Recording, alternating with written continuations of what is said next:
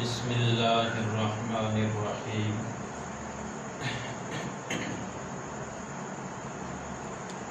گزشتہ لیکچر کے اندر ہم نے وہ الفاظ لکھے جو رائٹنگ کے اندر مشکل ترین الفاظ تھے، بحمد اللہ تعالی انہیں بہت ہی احسن انداز سے لکھ کر دکھایا، اور امید ہے کہ اسٹوڈنٹ ان کے لیے جو لکھائی اور رائٹنگ کی مشکلات تھیں وہ بحمد اللہ وہ آسان ہو گئی ہیں، اور انشاءاللہ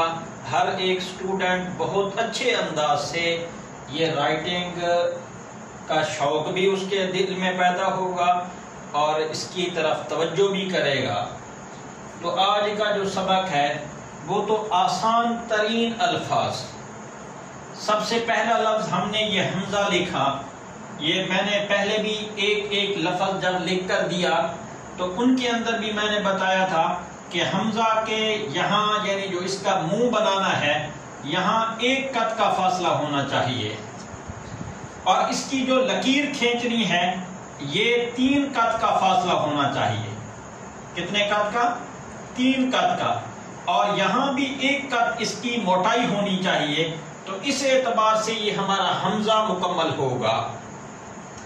اور دال لکھتے ہوئے ہم سب سے پہلے یوں قلم رکھیں گے اور پھر قلم کو پیچھے کی طرف یوں گھمائیں گے،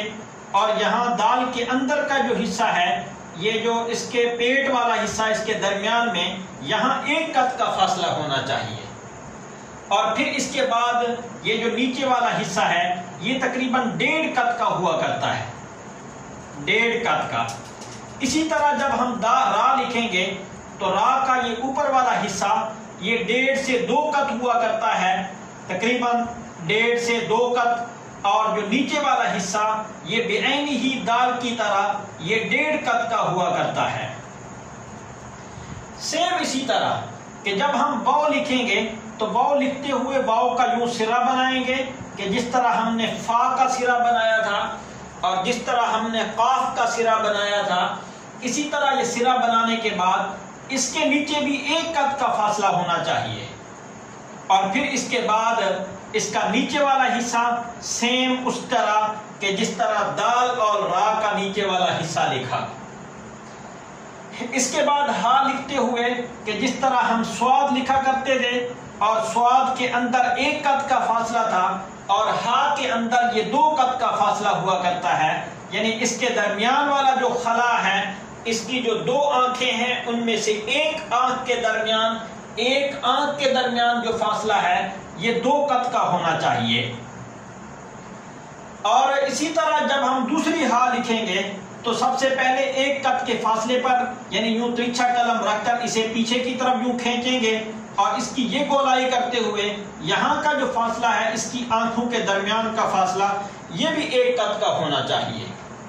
تو اسی اعتبار سے یہ ہم جو ہی یعنی مختلف